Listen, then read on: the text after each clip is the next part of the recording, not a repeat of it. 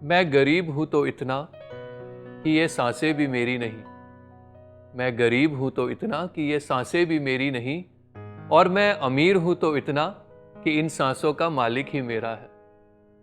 ये इलाही इश्क, ये रूहानियत, जहां एक और फकीरी बख्शती है, वहीं दूसरी तरफ बेफिक्री बख्शती है, अमीरी बख्शती है। और ऐसा इंसान, ऐसा शख्स जो इस फकीरी के साथ अमीर भी हो, उसके जहन में, उसके ख्यालों में अगर कोई महफिल सजती है तो वो ये महफिल है। जी हाँ, एक बार फिर से आपका स्वागत है इस महफिल रूहानियत में।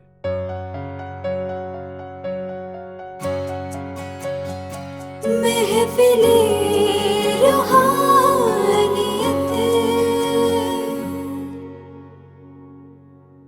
सदगुरु की असीम कृपा से ये महफिल रूहानियत का सिलसिला जब से शुरू हुआ, हमारे बीच अनेकों अनेक ऐसे सुप्रसिद्ध गीतकार महात्मा, गायक महात्मा, शायर महात्मा आते रहे और अपने अनेकों अनेक प्रसंग, उन गीतों के साथ जुड़ी हुई ऐसी ऐसी बातें हम सभी के साथ साझा करते रहे, जिसका हमने अभी तक भरपूर आनंद लिया है। और आज भी इसी सिलसिले को, इसी लड़ी को आगे बढ़ाते हुए कुछ अजीम शख्सियत इस महफिल में, आज के इस एपिसोड में हमारे साथ मौजूद है। जब कभी सादगी और मिठास का अगर संगम हो, उसकी अगर बात हो, किसी ऐसे कवि महात्मा का अगर जिक्र करना हो, तो एक नाम लेना गलत नहीं होगा। और वो शख्सियत आज हमारे बीच है। आप सभी से उनको रूबरू कराते हुए मेरी मुराद आदरणीय महात्मा बचेतर पारस जी। पारस जी, बहुत बहुत स्वागत है जी। धन्यकार जी। धन्यकार जी। और पारस जी के साथ ही गिद्दड़बाह से ही एक और महात्मा, इसी परिवार से जुड़े हुए, जहाँ दुनियावी तौर पर रिश्तेदार है, भाई है, वहीं गुरु परिवार का ये एक अटूट एक संगम, जहाँ पारस जी का हम नाम सुनते हैं, वहीं सुनते हैं माणक जी का नाम। और आदरणीय माणक जी, आप जी का भी बहुत बहुत स्वागत है जी। धन्यकार जी। धन्यकार जी। और इसी परिवार से माणक जी के ही फर्जंद, जिनको हमने अनेकों अनेक गीतों के माध्यम से सुना, सुरीली आवाज़ के मालिक हैं, सच्चे पातशाह की भक्ति से सराबोर अनेकों अनेक रचनाएं हमारे बीच रखते आए हैं। और इनका भी स्वागत करते हैं आदरणीय गुलजिंदर गुल्लू जी। बहुत बहुत स्वागत है जी आप सभी का। और अगली शख्सियत, जिनके लिए ये कहना गलत नहीं होगा कि पूरे जगत में वो सुप्रसिद्ध है। जी हाँ, नाम आप सभी जानते हैं, कोई तारीफ तारुफ के मोहताज नहीं है, हमारे जगत गीतकार जी। जगत जी, बहुत बहुत शुक्रिया जी, आज आपने समय दिया है, आप आए हैं। धन्यकार जी। तो जगत जी, आज का ये जो महफिल रूहानियत का कार्यक्रम है, इसको शुरू करते हुए आप ही से मुखातिब होते हुए, किस तरह से सच्चे पातशाह ने आप जी पर यह बख्शिश की कि ये ब्रह्म ज्ञान की दात भी मिली, और फिर जगत के रूप में, इस गीतकार के रूप में आप जी को अपने इस महान मिशन में इन्होंने जोड़ा। दास स्कूल में पढ़ा करता था और दास के फादर महात्मा उजीर सिंह जी, वो ले गए मुझे 68 में मुंबई में ऋषि व्यासदेव जी के चरणों में जी। और शुरू से ही जिज्ञासु परिवार रहा। मेरे फादर गीता भी पढ़ते थे, रामायण भी पढ़ते थे जी। और बचपन से दास भी उनको पढ़ते हुए सुनता था। और वो अक्सर कहते थे, परमात्मा को शस्त्र काट नहीं सकता, अग्नि जला नहीं सकती, कण कण में है, पत्ते पत्ते में है, डाली डाली में है जी। तो था तो दास छोटा, तो पापा ले गए तो ऋषि व्यासदेव जी ने पहले ही दिन ही जैसे 2-3 सत्संग कराते ऐसा कुछ नहीं किया, पहले दिन ही जो है दास को ज्ञान दे दिया। जी।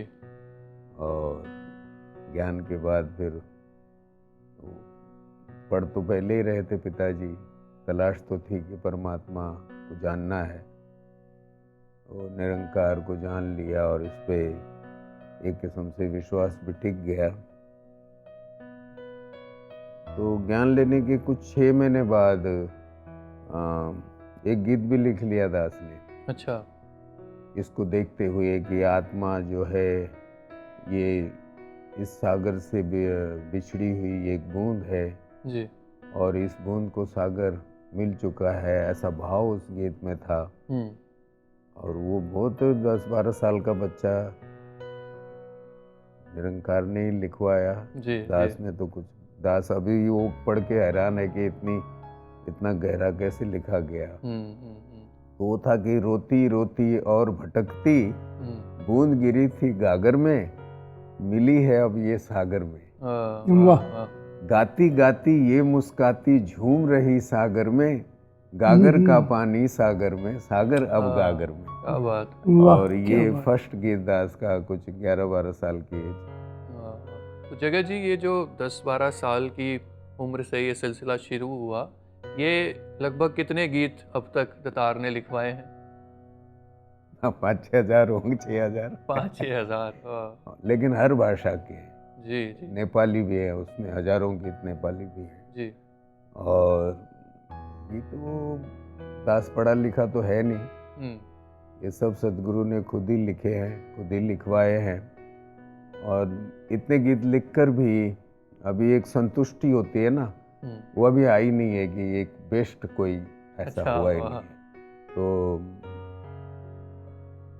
बाहर की दुनिया में भी गए एक बार, थोड़ा सा किसी ने बुला लिया। अच्छा। तो वहाँ से ऋषि जी ले आए, वहाँ हॉल में प्रोग्राम हो रहा था और फिल्मी नगरी के आज बहुत बड़े बड़े आर्टिस्ट हैं वो भी वहाँ गाते थे उस समय। जैसे आजकल सारे गमा में देखते हैं ना लोग ऑडिशन, वैसे वो वहाँ हॉल में होता था। तो मेरे को गाते हुए उन्होंने वहाँ जाके पकड़ लिया, पहला प्रोग्राम होने दिया।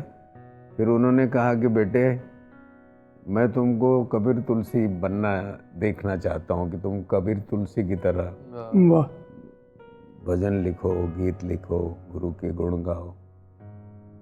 यहाँ आना है कि वो करना है। तो उस दिन के बाद कभी गया नहीं था, बाहर की दुनिया में गया नहीं जी। और वहाँ भी एक चीज़ लिखी, अगर आप कहो तो मैं सुना। हाँ बिल्कुल, इरशाद जी। वो आया अंदर से कि संसार में रहने से भी इनकार नहीं है, लेकिन दिलो दिमाग में संसार नहीं है। ये दिल मरीज है मगर इश्क़े खुदा का है जी, जी। इस लुत्फ़ कायनात का बीमार नहीं है। वाह वाह वाह वाह। दुनिया में कहाँ इश्क बिका है जो बिकेगा, महफिल ये आशिकों की है, बाजार नहीं है। क्या बात, बहुत अच्छे, बहुत अच्छे। तो दास का दिल लगा नहीं कहीं। और एक्चुअल में दास अपने आप को ना कभी कलाकार मानता है, कलाकार की एक कला हूँ, कठपुतली हूँ, न कभी गीतकार माना। ये तो आपने नाम दिया है गीतकार का। दतार आपको इसी तरह से अपनी सेवाओं में आपसे ये कलम के द्वारा सेवा लेता भी रहे जी, और गाते भी रहे आप। और मानक जी, जब ये बात चली इस रूप में कलम की और सदगुरु की दी हुई एक इनायत, एक बख्शिश जो आपको भी मिली, तो कवि के रूप में आप जी का ये सिलसिला रूहानियत से भरा, ये किस तरह से इसका आगाज़ हुआ, आप जी बताएं जी। संदीप जी, ये तो सच्चे पातशाह की कृपा ऐसी हुई कि हमारे जो बुजुर्ग थे जी, धार्मिक ख्यालों बड़े थे। घर में धार्मिक पुस्तकें और जो किस्से होते हैं भक्तों के, वो रखते थे। जिज्ञासु थे जी, वो पढ़ते थे। तो हम छोटे छोटे होते थे, सुनते थे। हमें जो ये सुर ताल थी जी, ये बचपन से ही मिल गई थी जी।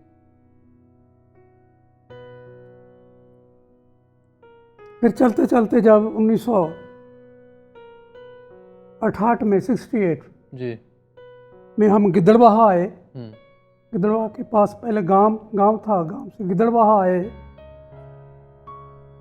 तो पिताजी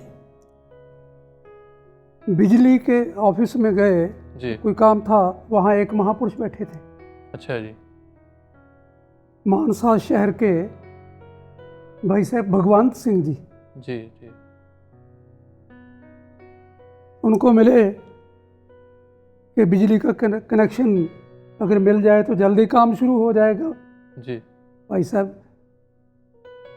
क्योंकि जो महात्मा होते हैं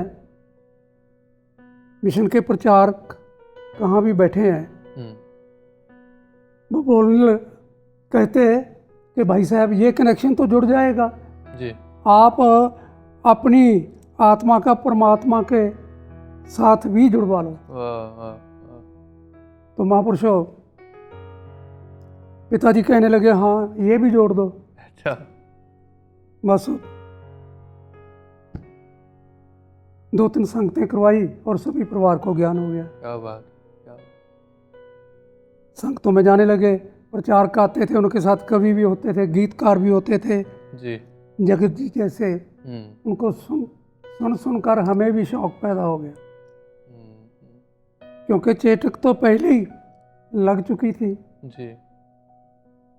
मिशन का जो साहित्य लिटरेचर रसाले और किताबों पुस्तकों के रूप में बहुत पढ़ने को मिला, फिर थोड़ा थोड़ा लिखने भी लग गए। जी जी। हल्के फुल्के गीत और कविता भी लिखी। और भक्त के लिए तो बहाने ही चाहिए होते हैं कि वो किस तरह से अपने मुर्शद की, इस परमात्मा की उस्तत कर सके, और जिसको फिर ये इस कला से नवाज दें, कलम में वो ताकत बख्श दे कि वो अपने जज्बातों को अल्फाज में पिरो सके, बयां कर सके, तो उसका तो फिर कहना ही क्या है। वो उसमें भी सिर्फ मांगता है तो फिर अपने प्रीतम को ही मांगता है। और ऐसी ही रचना आदरणीय जगत गीतकार जी की लिखी हुई, जो हमने अनेक बार सुनी है, लेकिन अब महफिल रूहानियत के इस माध्यम से एक बार फिर से रिक्रिएट करके, रिकम्पोज करके इस वक्त आपके सामने आइए सुने।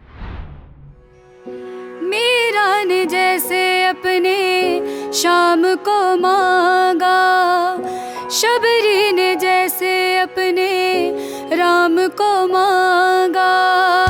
मीरा ने जैसे अपने शाम को मांगा, शबरी ने जैसे अपने राम को मांगा।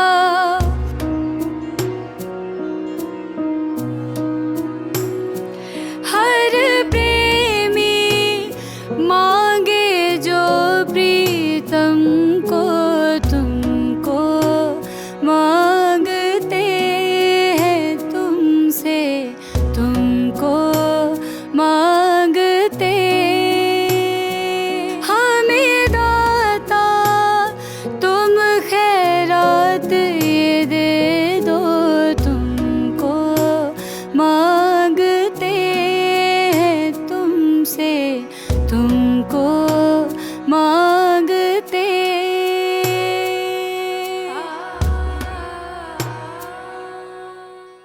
इस सुंदर प्रार्थना के बाद, फरियाद के बाद, गुफ्तगू का ये सिलसिला आगे बढ़ाते हुए, आदरणीय पारस जी, आपकी जो एक पहचान है वो आपका अंदाज है कविता को पढ़ने का, जो तरन्नुम में आप पढ़ते हैं।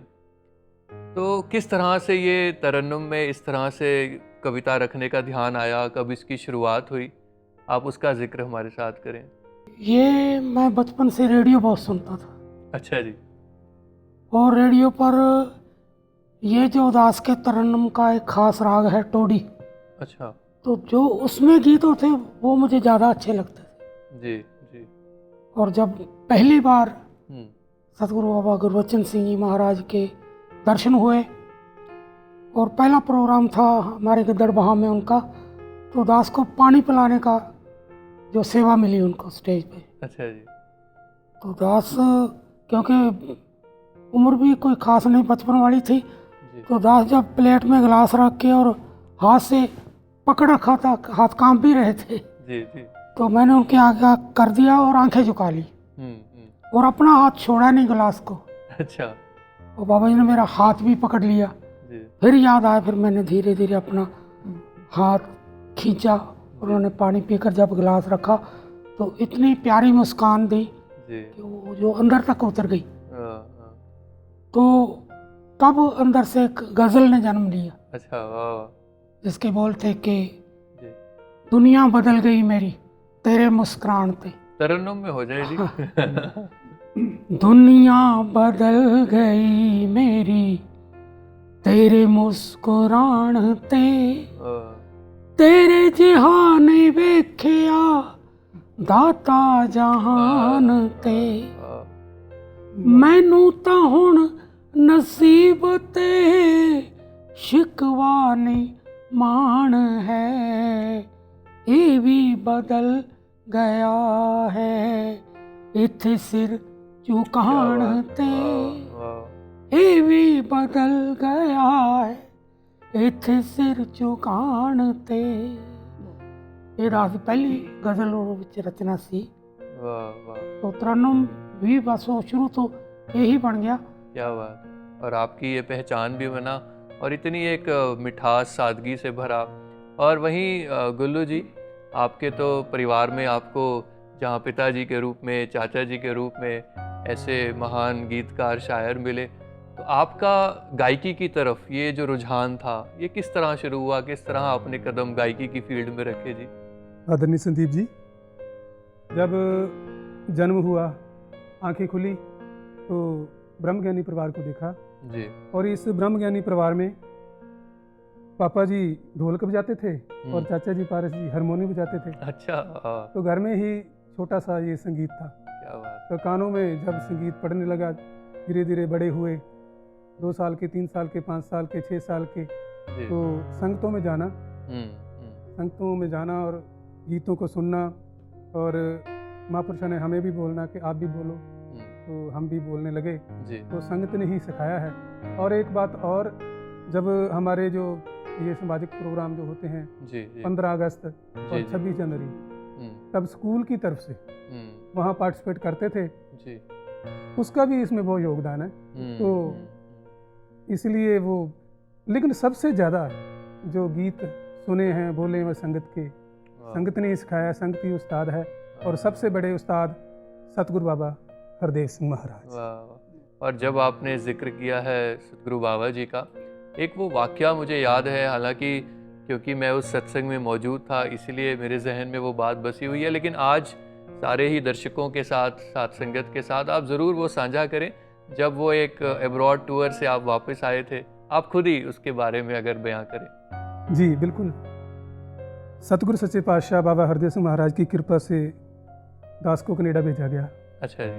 तो वहाँ से टोरंटो की बात है ये, जी जी। टोरंटो की बात है। जब वहाँ से जाने लगे नेक्स्ट शहर में टूर पर, तो सब ने दास को बोला कि गुल्लू जी मेरी भी धनंकार बोलना, दास की भी धनंकार बोलना, दास की भी धनंकार बोलना। बाबा जी के चरणों में। बाबा जी के चरणों में। जी जी। बाबा जी के, जब आप मिलोगे, अच्छा मिलोगे जी। तो सही आप, जी। तो मेरा जिक्र ज़रूर करके बोला। तो दास ने बोला कि महापुरुषों मुझे इतने नाम तो याद नहीं रहेंगे, बिल्कुल जी। मैं डायरी पे लिख लेता हूँ। अच्छा जी। तो दास ने सारे नाम डायरी पे लिख लिए।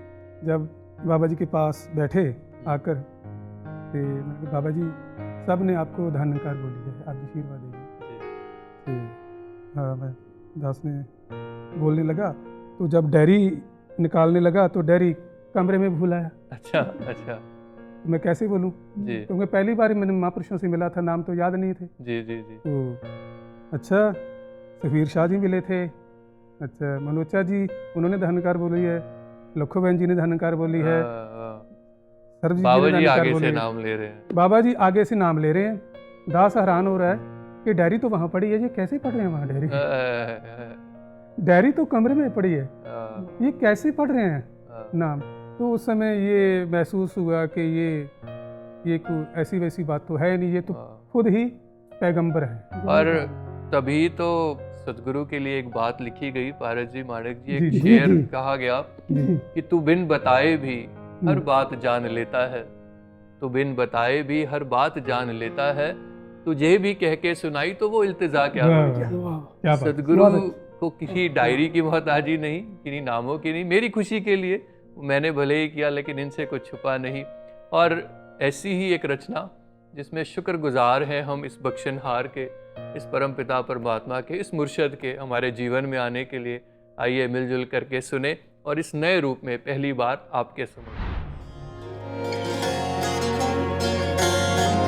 ऐ बख्शनहार सब नु सुख दी दात, ਬਖਸ਼ ਦੇ ਐ ਬਖਸ਼ਣ ਹਾਰੇ ਸਭ ਨੂੰ ਸੁਖ ਦੀ ਦਾਤ ਬਖਸ਼ ਦੇ ਸਭ ਹੱਸਦੇ ਵਸਦੇ ਰਹਿ ਐਸੇ ਹਾਲਾਤ ਬਖਸ਼ ਦੇ ਸਭ ਹੱਸਦੇ ਵਸਦੇ ਰਹਿ ਐਸੇ ਹਾਲਾਤ ਬਖਸ਼ ਦੇ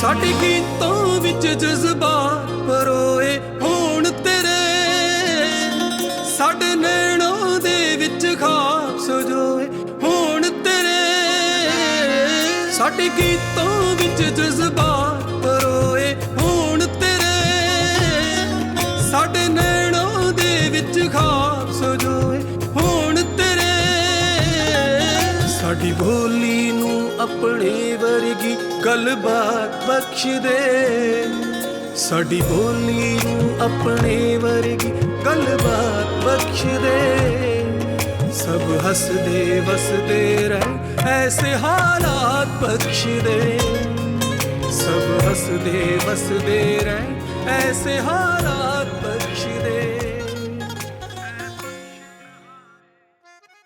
फिर एक बार आज के इन खास मेहमानों से रूबरू होते हुए इस गुफ्तगू का सिलसिला आगे बढ़ाते हुए, आदरणीय जगत जी, आपसे दतार प्रभु ने अनेकों अनेक रचनाएं लिखवाई हैं, भले ही फिर वो गीत रहे हो, गज़ल रही हो, भजन रहे हो।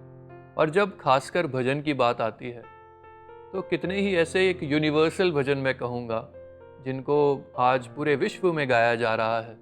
तो वो सिलसिला किस तरह शुरू हुआ, उसका आगाज़ कैसे हुआ, उसका आप जिक्र करें। संदीप जी, इसमें ये भी सदगुरु की कृपा है और सदगुरु बाबा हरदेव सिंह जी महाराज ने शुरुआत की है जी। और महापुरुष कहने लगे कि आपने शुरुआत की, असल में ये बाबा जी ने शुरुआत की। जी जी। 1985 में हजूर का उत्तराखंड का टूर था जी। उसमें शास्त्री जी थे, पंडित हरिमोहन शर्मा जी, हमारे बाबू गीतकार जी, सबसे जूनियर उस समय दास जी उस टूर में शामिल थे। और उस टूर में माता जी नहीं थे बाबा जी के साथ। हल्द्वानी में एक आर्य समाज मंदिर में हजूर की उपस्थिति में, हजूर के हजूरी में प्रोग्राम हुआ, सत्संग हुआ जी। उसमें हमने गीत गाया अपने हिसाब से, बाबूजी ने भी गाया, दास ने भी गाया, जैसे गाते हैं फिल्मी धुनों पे। और महापुरुषों ने पसंद भी किया जी। लेकिन शास्त्री जी कहते हैं कि बाबा जी को जैसे चाहिए था वैसे आप लोगों ने गाया नहीं। और हमारे अंदर ये था कि हमने बहुत अच्छा गाया, सबने पसंद किया, सबने पसंद किया। तो हल्द्वानी से नैनीताल जाना था, जो प्रोग्राम ऐसा ही था। शास्त्री जी कहने लगे, बच्चे मेरा थोड़ा जी कच्चा हो जाता है पहाड़ों में जी। तो मैं पीछे से और लेड में तुम्हारी सीट पे मैं बैठ जाता हूँ, तुम जाके बाबा जी के साथ बैठ जाओ। तो दास इससे पहले कभी बैठा नहीं था, घबराया दास, बोला बैठ नहीं सकता दास, शास्त्री जी क्षमा करो। तो कहने लगे हमारे पिता हैं, परम पिता हैं, कोई नहीं बेटा, बच्चे बैठ जाओ। तो दास बैठा तो हजूर ने कहा कि ऐसे भजन, गैर फिल्मी भजन जो कहीं भी चले, मंदिरों में कहीं भी चले जाओ, यूनिवर्सल, ऐसे बन नहीं सकते। तो आगे से जेडी शर्मा जी कहते हैं कि जगत जी, बाबा जी आपसे कुछ कह रहे हैं। एक तो वो गाड़ी में बैठा हुआ हजूर के बाजू में, वैसे ही घबराहट, बिल्कुल जी, कुछ समझ में नहीं आ रहा था जी। तो दास ने हाथ जोड़ा, हाँ जी हजूर। बाबा जी कहने लगे ऐसे भजन जो कहीं भी चले, ऐसे नहीं बन सकते। दास ने जवाब नहीं दिया, कैसे बोलूं कि बन सकते हैं। जी। वो भी जेडी शर्मा जी ने कहा जगत जी आप ऐसा बोलो कि आप जी का ध्यान है, आप जी चाह रहे हो तो क्यों नहीं बन सकते। बेशक। तो दास ने जैसा उन्होंने सिखाया वैसा ही बोला। तो नैनीताल में सब अपने अपने कमरे में, हम तीनों गीतकार को एक ही कमरा दिया गया। बाबू गीतकार, पंडित हरिमोहन शर्मा जी, दास, वो दोनों सीनियर बेड पे सो गए, दास सोफे में। वो तो सो गए, दास नहीं सो पाया। वो हजूर ने जो कहा वो दोनों ने, हाँ, तो लिखा नहीं, ये मंदिरों में गाने जैसा, उसको भी फाड़ दिया। वो क्या लिखा था याद नहीं है। जी जी जी। ऐसे करते करते 10 गीत फाड़ दिए दास ने। तो अंत में थोड़ा टॉयलेट के आड़ में ऐसा खड़ा होके गुनगुनाते गुनगुनाते एक भजन ने जन्म लिया। उसकी धुन भी अपने आप बन गई। जी। वो रंग दे प्रभु, आप सब गाते हैं उसको, नाम के रंग में का। हाँ, तो दास के अंदर से ये आवाज आएगी, ये है जो बाबा जी चाहते हैं, ऐसा लगा। ना कभी दास ने धुन बनाई, ना कोई संगीत सीखा, ना कभी हारमोनियम पे उंगली चलाई, और धुन भी अपने आप बन गई। उसके बाद फिर अल्मोड़ा गए, वहाँ दास ने गाया। सारे महात्मा बता रहे थे जब तक ये भजन खत्म नहीं हुआ बाबा जी देखते रहे। उसके बाद ये भजनों का, भक्ति गीतों का सिलसिला शुरू, बाबा जी की कृपा से ये शुरू। फिर प्रभु चुन रही मेरी, आपने सुना ही होगा, भक्ति के सारे गीत। अभी अभी जैसे तुमको मांगते हैं, इस टाइप के भक्ति वाले गीतों की लड़ी शुरू हो गई। और वो जो हजूर का ध्यान था कि हर जगह चले, तो आज इन भजनों को मंदिरों में गाया जा रहा है। तो ये बाबा जी, बाबा सदगुरु बाबा हरदेव सिंह जी महाराज जी की देन है, इसमें दास को कोई हाथ नहीं है। और इसीलिए तो इस महफिल को कहा गया महफिल रूहानियत, क्योंकि ये किसी जगह की मोहताज नहीं है, किसी भाषा की मोहताज नहीं है, किसी के साथ बंदी नहीं है, बंदिशों में नहीं है।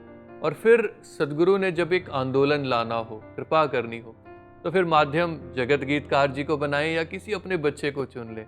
जब इन्होंने कुछ करना है, जब ध्यान में इनके आ गया, तो वो पूरा करना है। और मानक जी, कभी आपको ऐसा रियलाइज़ हुआ, कोई ऐसी कविता जो आपको ध्यान में आती हो, जो समागम पे खास आप जी ने पढ़ी हो, वो आप साझा करना चाहें? 40वां जो संत समागम था 2 नंबर ग्राउंड में पहला समागम, उसमें दास को रचना पढ़ने का जो मौका मिला, गज़ल थी 93 में, शीर्षक था जो मिला, क्योंकि कवि दरबार में एक मिलता था समस्या, उसमें ही लिखते थे जी। वो लम्हे हमें याद है जी जी। बहुत रिस्पांस मिला और बाबा जी ने बहुत आशीर्वाद दिया। ऐसे था जी, ए चन्न ते जा पहुँचे है, मिट्टी ले आके परख लई, ए चन्न ते जा पहुँचे है, मिट्टी ले आके परख लई, पर अपनी मिट्टी तो है अनजान अज दा आदमी, अपनी मिट्टी तो है अनजान अज दा आदमी। और जब सदगुरु ने ऐसी ताकत बख्शी हो कलम ने, और ऐसे जज्बात बख्शे हो, अल्फाज बख्शे हो, परवाज़ बख्शी हो, तो फिर क्यों नहीं ये संदेश इस मिशन का, इस सत्य का दुनिया तक पहुँचेगा।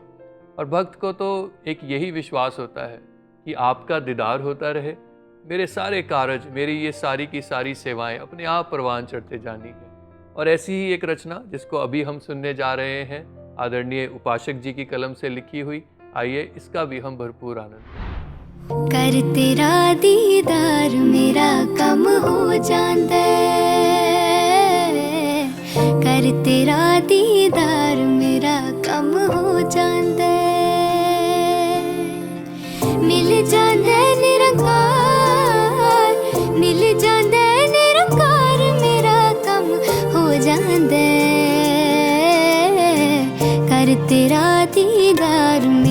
कम हो जांदा कर तेरा दीदार मेरा कम हो जांदा। ये इलाही ख्यालों का और रूहानियत से भरे इन अल्फाजों का सिलसिला आगे बढ़ाते हुए आदरणीय पारस जी, अभी तक महफिल रूहानियत से जुड़े ये जितने भी एपिसोड्स हमने शूट किए हैं, रिकॉर्ड किए हैं, अनेकों अनेक शायर, महात्मा, कवि, महात्मा इसमें आए और सभी ने एक बात कही कि ये जो ख्याल है ये बस इलाही एक दात की तरह, नियामत की तरह उतरते हैं और इसका कोई समय नहीं है, ना ही प्रेडिक्ट किया जा सकता है कि आज ये रचना लिखी जाएगी। तो क्या कभी आपको ऐसा महसूस हुआ कि जब कोशिश की जा रही है तो कुछ नहीं उतर रहा और कहीं बिल्कुल ख्याल में भी कोई बात नहीं थी और पूरी की पूरी रचना तैयार हो गई? हाँ, ऐसे होता है। दास के साथ ऐसी 2 घटनाएं हुई हैं जी। एक बार तो दुबई से फ़ोन आया जी। कि हमने अगले हफ्ते में बच्चों का कवि दरबार कराना है, अच्छा जी। तो आप अपनी 5-6 रचनाएं दो हम्म। जो हम बच्चों से बुलवा सकें। जी। लेकिन जो पहले लिखी थी वो उन्होंने सुनी भी, और वो कुछ मुश्किल भी होती हैं बच्चों के लिए। तो दास ने रास की, दोपहर का समय था जी। 12 बजे थे, बाबा जी के चरणों में अरदास की कि महापुरुषों ने कुछ मांगा है वो आप ही दे दो। तो ये दास की ज़िंदगी में पहली बार हुआ कि 3 घंटों में 11 गज़लें ऐसे उतरी जैसे बस मैं एक लाइन लिखता था वो दूसरी पहले तैयार होती थी। तो ये भी एक ख़ास दिन था मेरे लिए। और फिर एक बार आना था दिल्ली में, 23 फरवरी का बाबा जी के जन्मदिन का समागम था, गुरु पूजा दिवस जी। तो 21 तारीख तक कोई भी शेर बना नहीं। तो 21 की रात को सोते वक्त में दास ने अरदास की कि सच्चे पातशाह आपके सामने हाजिर होना है कुछ लेकर और आपने देना है, लेकिन अभी तक आपने दिया नहीं। तो इतनी अरदास की और नींद आ गई। तकरीबन 12:30 बजे जाग खुली। अच्छा जी। तो आँख खुलते ही एक लाइन बन गई। दास फटाफट उठा, आंखों पर पानी के छींटे मारे जी। और लिखने बैठा। बस वो वैसे ही हुआ, बस कि एक लाइन लिखी जाती, दूसरी तैयार होती। 9 शेर गज़ल के इतने अच्छे बने। क्या बात। वो ऐसे थे कि जी, इरशाद। हो गया रोशन सवेरा, हो गया दूर सृष्टि दा हनेरा, हो गया धुंद सी अज्ञानता दी संगणी, धुंद सी अज्ञानता दी संगणी, नूरमई हुण तां चौफेरा, हो गया नूरमई हुण तां चौफेरा, हो गया। तो उसमें एक बहुत ही अच्छा शेर बना था जो बाबा जी अक्सर मिसाल दिया करते थे विचारों में जी। वो चिल्म और सुराही की। तो वो शेर बना, चिल्म दी थाते सुराही बन गई, चिल्म दी थाते सुराही बन गई, मेहरबान ये जद पथेरा, हो गया मेहरबान ये जद पथेरा, हो गया। क्या बात। और आखिरी शेर में शुक्राना भी किया था जी। स्वर्ग दा एहसास सानू बख्शिए, स्वर्ग दा एहसास सानू बख्शिए, पारस ये एहसान तेरा, हो गया। क्या बात। पारस ये एहसान तेरा, हो गया। यकीनन पारस जी, सदगुरु के ये लाखों लाखों एहसान हैं और करोड़ों अनगिनत एहसान हैं और एक एक बशर दे नहीं सकते हैं। बिल्कुल जी, बिल्कुल। और एक मिनट जी महाराज। दास ने 2 लाइनें लिखी थी कि रहमत ਤੇਰੀ ਦੇ ਜੇ ਸਾਏ ਨਾ ਹੁੰਦੇ ਅਸੀਂ ਅੱਜ ਇਹ ਪਲ ਹੰਡਾਏ ਨਾ ਹੁੰਦੇ। वाह वाह वाह, यकीनन। ਜਹਾਲਤ ਹੰਡਾ ਕੇ ਹੀ ਟੁਰ ਜਾਂਦੇ ਜਗ ਤੋਂ ਜੇ ਇਸ ਪਾਠਸ਼ਾਲਾ 'ਚ ਆਏ ਨਾ। ओह, क्या बात है। ਜੇ ਇਸ ਪਾਠਸ਼ਾਲਾ 'ਚ वाह ਆਏ ਨਾ ਹੁੰਦੇ। ਲੱਖ ਲੱਖ ਸ਼ੁਕਰਾਨਾ ਜੀ। वाह वाह। ਤੇ ਇਸ ਬਹੁਤ ਹੀ ਸੋਹਣੀ ਸਵਰਗ ਵਰਗੀ ਜਗ੍ਹਾ ਸਟੂਡੀਓ ਵਾਲਿਆਂ ਦਾ, ਸਾਰੀ ਟੀਮ ਦਾ भी बहुत ਲੱਖ ਲੱਖ शुक्राना जी। यकीनन जी। और माशाल्लाह। जहाँ इस पाठशाला की बात हुई है जगत जी, हाँ जी, सदगुरु की तो ये ऐसी अद्भुत पाठशाला है जहाँ ये खुद जगह जगह जा कर के देश प्रदेश दूर देश, जहाँ आपको भी सच्चे पातशाह ने मौका दिया और लगातार देते चले जा रहे हैं, जहाँ सदगुरु बाबा हरदेव सिंह जी महाराज के साथ, सदगुरु माता सविंदर हरदेव जी महाराज के साथ, और आज भी सदगुरु माता सुदीक्षा जी महाराज के लगातार उन जो सेल्वेशन टूर्स हैं, कल्याण यात्राएं हैं, उसमें आप लगातार अपना योगदान सेवा के रूप में देते चले आ रहे हैं। तो उन टूर्स से जुड़ी हुई हालांकि यकीनन कितनी कितनी बातें होंगी, लेकिन कोई एक खास बात जो आपके जहन में इस समय आती हो, आप अगर साझा करना चाहें। टूर की बातें तो बहुत है जी। दास विश्व कल्याण यात्रा 3 महीने का टूर था हजूर के साथ। जी। तो चड्ढा साहब भी थे उस टूर में। तो दास ने एक ही बेनती करनी कि हजूर आप जी ने नेपाल आना है। जी। और नेपाल में उस समय थोड़ा विरोध था। तो बॉम्बे से ऋषि बहादुर जी को दास ले गया, तो हम दोनों को जेल में भी डाल दिया था वहाँ, ऋषि जी को भी दास को भी। तो ऋषि जी ने वो भरम तोड़ दिया कि ये कोई धर्म के खिलाफ नहीं है मिशन, न राजा के खिलाफ है, बस एक आध्यात्मिक विचारधारा है। बिल्कुल। तो तब से संघर्ष शुरू होने लग गई। जी। तो दास ने कहा कि हजूर वो ऋषि जी के बाद से अब कोई प्रॉब्लम नहीं है, संघर्ष शुरू है। तो दास हजूर के चरणों में ही सेवा करता था। आप जी को भी पता है जी। हजूर का ये ऑफिस, यहाँ उनका ड्राइंग रूम, वहीं बैठा करता था दास। जी। तो फॉरेन से आने के बाद चड्ढा साहब उस समय फॉरेन की देखरेख वही करते थे। वो बाबा हजूर के ऑफिस में आए, एकदम से अंदर से कहा कि अंदर आ जाओ। जी। दास पहले तो घबराया, कोई भूल तो नहीं हुई। तो हजूर तो मुस्कुरा रहे थे। चड्ढा साहब कहते हैं मुबारक हो बेटे, 1992 जी। जी। 90 को दास का टूर था हजूर के साथ। 92 में हजूर ने कि हजूर नेपाल जा रहे हैं। अच्छा। पहली बार। जी। ऋषि जी को कहाँ पकड़ा था? दास ने कहा दास के घर में पकड़ा। तो ठीक है, वहीं जाएंगे और तुम्हारे घर में ही रहेंगे। अच्छा। और बहुत खुशी हुई। बाहर आया तो सारी खुशी जो है ना वो खत्म हो गई मेरी। कहा मैं कैसे खुशी मना रहा हूँ, वहाँ तो घर ही नहीं है, घास फूस का झोपड़ा है, लाइट नहीं है, कोई वहाँ टॉयलेट वगैरह नहीं है, पानी नहीं है। चलो वो तो ऋषि बहादुर जी थे, गुरसिकी थे एक किस्म से, और अकेले गए थे। उनको तो मैंने भैंस के तबेले को साफ करके सुला दिया था। हजूर 3 लोग के मालिक सच्चे पातशाह जा रहे हैं, कहाँ सुलाऊंगा? और हजूर के साथ और भी जाएंगे सारा। जी। एक तो वो, दूसरा जेब की तरफ ध्यान गया। जेब में भी कुछ नहीं, अब जाएंगे तो सेवा भी तो करनी है। तो दास घर आया, ऐसे ही रात को खाने के बाद घूम रहा था, क्या होगा क्या होगा। तो बेकल जी अभी हजूर के प्राइवेट सेक्रेटरी पीए बने थे, वो भी घूम रहे थे।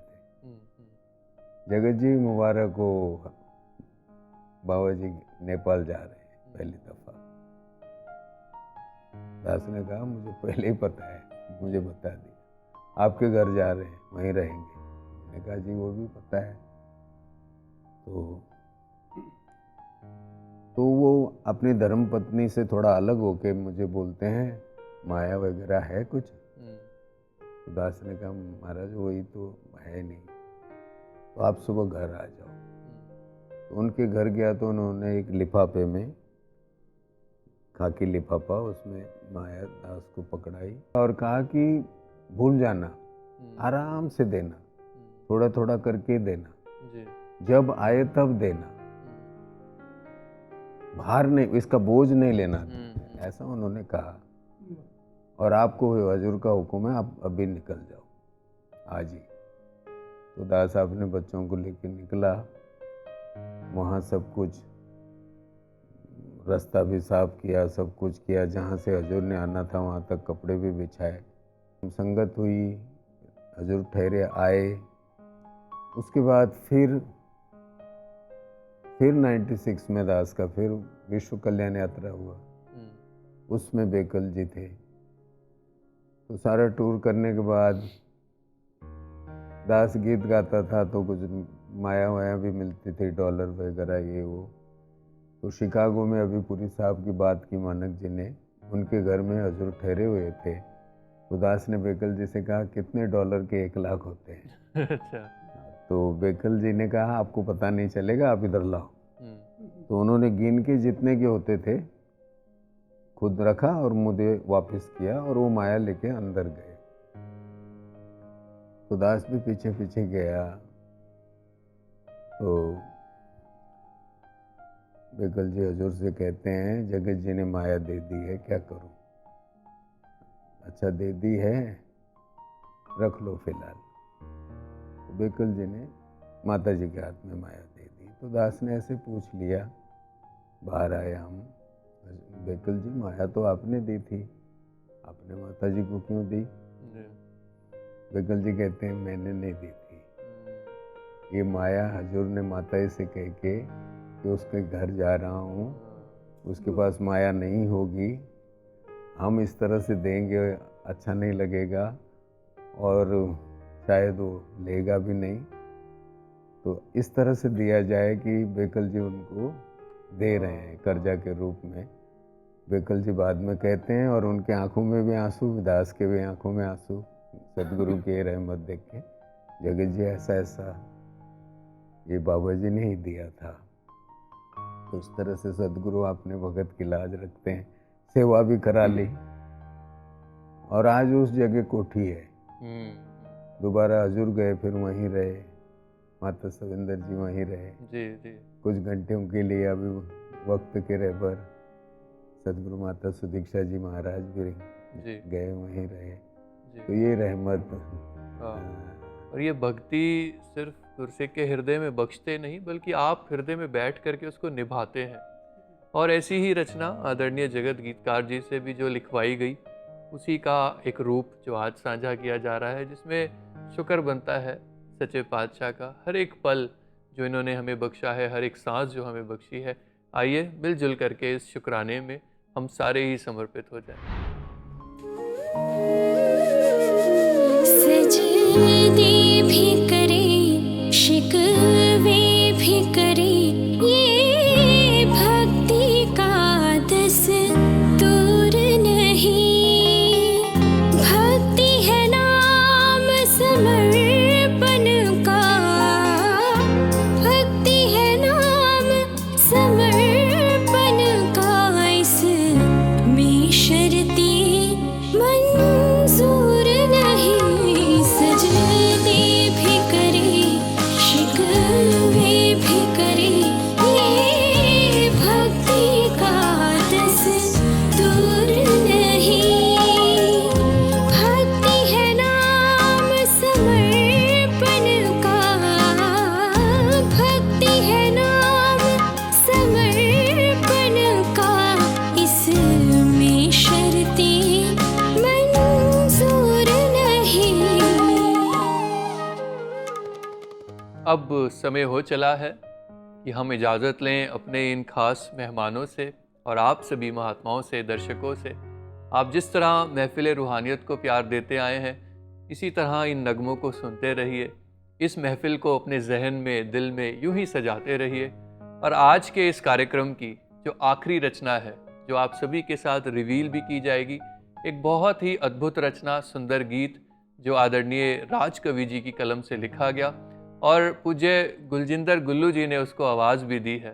तो गुल्लू जी, क्यों ना आप ही उसको गुनगुनाएं और हमारे सभी दर्शकों के लिए वही अंतिम आज के इस कार्यक्रम के शब्द भी होंगे।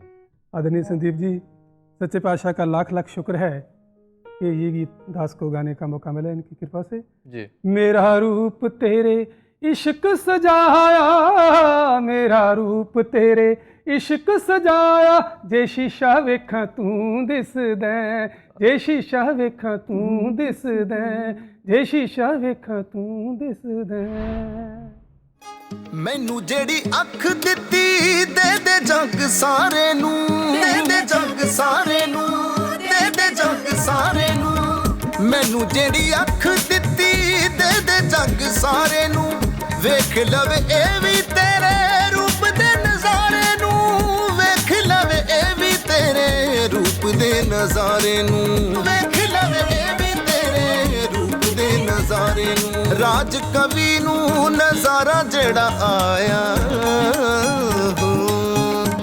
राज कवि नू नजारा जेड़ा आया, जे शीशा वेखा तू दिसदे, मेरा रूप तेरे इश्क सजाया, जे शीशा वेखा तू दिसदे। जादू के हो जया, जादू के हो जया, जादू के हो जया सतगुरु पाया, जे शीशा वेखा तू दिसदे, जे शीशा वेखा तू दिसदे, जे शीशा वेखा